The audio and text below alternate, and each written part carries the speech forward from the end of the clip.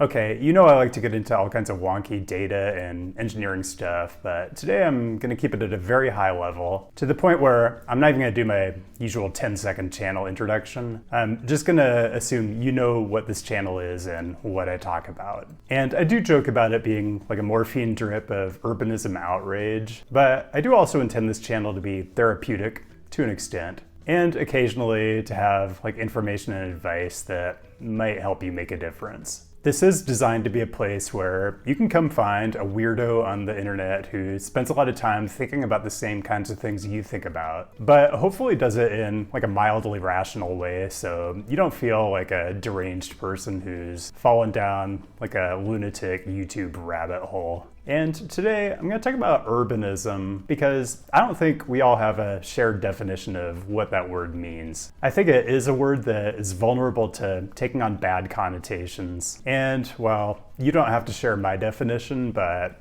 if you're going to watch my channel, you might as well know what I think it means. I was going to call this video What I Believe About Cities, and this probably makes me a bit of a social deviant, but I just don't like that word. Whether you believe in something or not has no impact whatsoever on whether that thing is actually true, and today I really want to talk about things that are just true. So there won't be much in the way of graphics in this video or really much data or research at all, but a lot of what I'm going to talk about I have talked about in other videos and I will continue to talk about on this channel, but I kind of wanted just one video to bring everything together. So here's the basic thesis. Proper urban living is good, which I'll talk about more in a minute. Lots of people want it, as evidenced by housing prices in our most desirable cities. And we should simply be building more of this thing that is obviously good and highly sought after. So first, let's talk about the core of what urbanism is, which is the arguments for why cities are good. And my personal list of those is pretty long. 1, cities are efficient. When people live closer together, you're making it way easier to provide all kinds of utilities and services at lower cost. Water, sewer, energy, fiber optic, yeah, but also schools, libraries, trash collection. But efficient doesn't mean boring. Cities are fun, and no one needs to apologize for thinking that. Related, cities are social places, and by that I kind of mean they're anti-social. They foster connections between humans, which is important in more ways than I can count. Even for me, a self-identified misanthropic loner, I still really like being around other people, even if I normally avoid having conversations with them. Cities are places where people congregate to feel a sense of identity. The Minnesota Vikings don't play in some random place in the state of Minnesota. They play in downtown Minneapolis. The Carolina Panthers play in downtown Charlotte. Cities, and especially their cores, are where people have the strongest identification with the place they're from. Cities are where you'll find culture. Think about any book or music or movie you love. The talent, the skill, and the artistry it took to create it were maybe not necessarily born in a city, but they were almost certainly forged there. Cities are where opportunity is, creative opportunities, career opportunities, and the networks you find in cities are indispensable to finding a good vocation or maybe your calling in life, whatever that means. Cities are diverse. If diversity is not your thing, then cities just might not be for you. But I think diversity, broadly speaking, is as important for having a healthy, resilient city as biodiversity is for having a healthy, resilient rainforest. Also, and this is more important than ever, cities are where queer people and people of color can more naturally find allies or just people they can relate to. No city is perfect on this count, and just because someone lives in a city doesn't mean they're going to be like tolerant and liberal-minded. But a proper city is generally going to be better than the opposite on this count. Cities are healthy, or at least they should be, and I'm talking about physical health and mental health. They should be places where you can walk and bike to meet daily needs, where you can exercise your body and your brain, and have access to a diversity of nutrition choices. Not that we always make the best choices. And cities are where you have good access to health services. It's literally where the medical centers are, and cities are also places where you can actually get reproductive health care if the state you're in hasn't outlawed it. And finally, cities have quality of life. Now, that's a very subjective thing, but notice when you see one of the gazillion lists of livable places that seem to come out every year, it's always the world's most livable cities. Nobody's making a list of the world's most livable rural counties or the most livable exurbs, and I don't think it's much of a mystery why. Okay, we covered the argument for cities, so let's spend a little time talking about things cities aren't doing very well, and that urbanists, I think, would like to see improved, if it isn't just too much inconvenience for everyone. First, there are just way too many cars in cities. I'm not going to go through all the externalities, but CO2 emissions, particulate emissions, noise, all the impervious surface cars require, with all the related runoff issues and urban heat island effects, and there's traffic violence. I mean, find me one other area of modern life where we have like 50,000 deaths a year, and we don't just pour massive amounts of funding and political support into fixing it. And electric vehicles will not be a silver bullet. They can be better on noise and certain types of emissions, but most of the externalities don't get any better. Related, freeways are bad, and they just don't belong in cities. They're usually monuments to racism. State DOTs drove them through the neighborhoods that would offer the least political resistance, and guess which neighborhoods those were? The honorable thing at this point is just to get rid of them. People can find other ways to get around. And if you think your city's gonna wither on the vine because freight vehicles can't have unfettered freeway access to your downtown, go visit Vancouver, BC, where they basically have no urban freeways and incredibly high quality of life, and ask yourself some hard questions. Parking, the way we handle it in cities is mostly ridiculous. Devoting millions of acres of prime urban land to the free storage of private automobiles, just not very clever.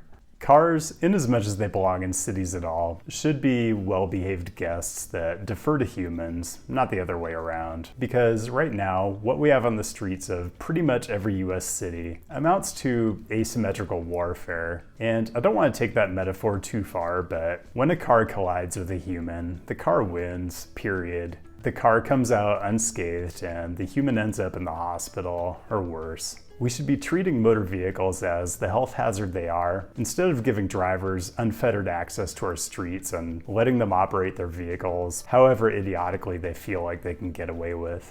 Humans should be able to cross streets. The very idea of jaywalking is honestly asinine in the first place, and asking people to wear day-glow colors just to walk around their city is something we shouldn't be doing. You shouldn't have to hold out orange flags to cross a street, and you shouldn't have to push a button to request permission to cross a street in the downtown of any city, or probably even if it isn't downtown. And you definitely shouldn't have to wait through a 3-minute signal cycle to get a walk indication.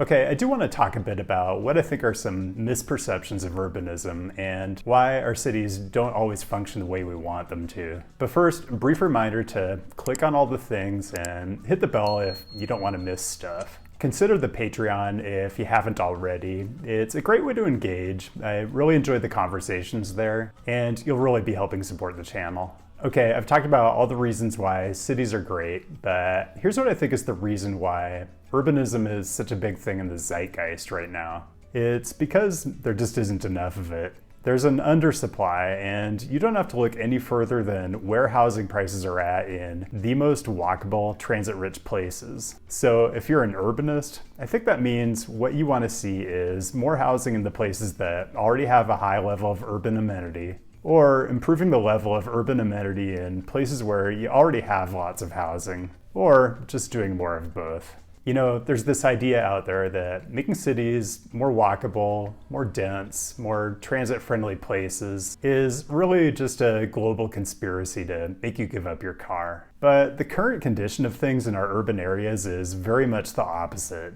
You could say that for decades and decades, there's been a global conspiracy to require you to have a car for the very simplest, most mundane, everyday tasks. My view, as someone who's lived in a variety of urban contexts around the US, is there aren't nearly enough places you can realistically live without a car. And the result is it's left all of us very vulnerable to a handful of car manufacturers and kind of unsavory petrostates that I'm not convinced have society's best interests at heart. Urbanism, to me, is also not just about cities, but how we knit them together. Why we don't have high-speed rail connecting all our major metro areas that are 100 to 500 miles apart, like basically every other economically advanced country has, is just very curious.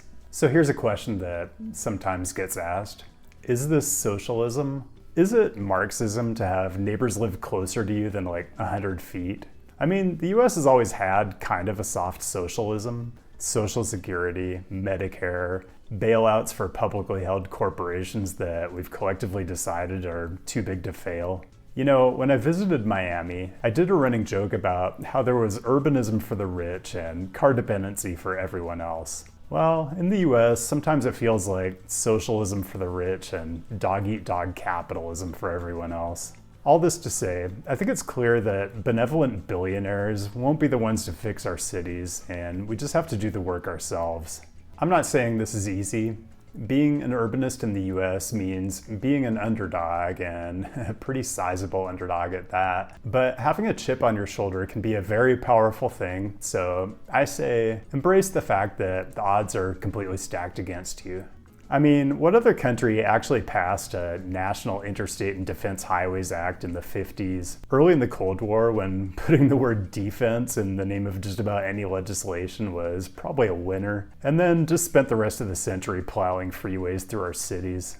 Most of US history with regard to cities and transportation after the Federal Aid Highway Act is honestly just inertia. Incremental change is easy, and if you're a bureaucrat or a consultant, the easiest thing to do is always just to copy and paste the last thing you did with minimal modifications.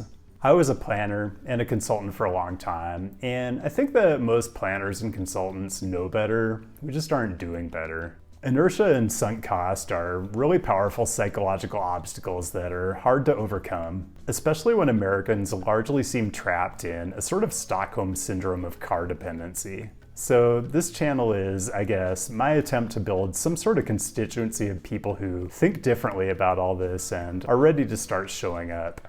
Call them urbanists, for lack of a better word. And look, I'm not asking for 100% of the land area of the United States to be covered in protected bike infrastructure and high-frequency rail transit. In fact, I'm probably only looking for about 1%, which is roughly 1 percentage point more than what we have right now. And for those of you who still want to drive everywhere, you'll still have 99%. And that is all I've got, although I'm more than happy to make a New York Times bestseller out of this 15-minute video for the right price. Free Cheesecake Factory meals for life, possibly. Anyway, thanks for joining today, and thanks to the patrons for your direct support. It does help me just keep experimenting with ways to reach a wider audience. Although next Wednesday, I will be returning you to your regularly scheduled procession of top 10 lists, glass half full city visits, high-speed rail foaming, and explorations of traffic engineering madness. Keep the great topic suggestions coming. I'll be back with a new installment next week. Probably a Portland, Oregon city visit, now that I think of it, but I'll see you then.